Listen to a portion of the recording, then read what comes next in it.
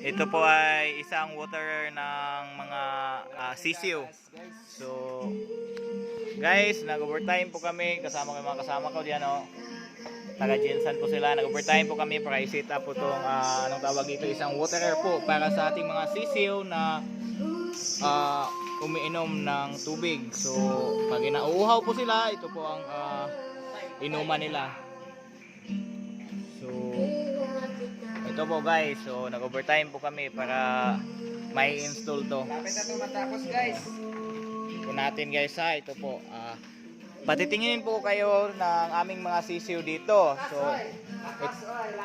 ito yung mga sisiw namin na inaalagaan guys. So, ito po sila, natutulog po sila ngayon. Samantala po sila natutulog. Ito sila guys.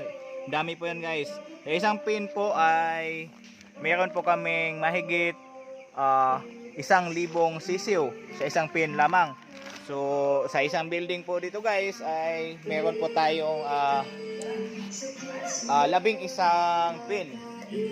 So kung kaya't halos 11,000 po ang mga sisiw natin dito na inaalagaan. So 4 lang po kami nag-aalaga dito. So kami na din yung mga nag-i-install ng mga water tsaka feeder nila.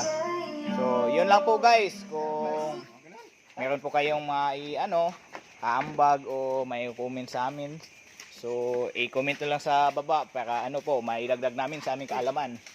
Thank you so much po guys. Good evening.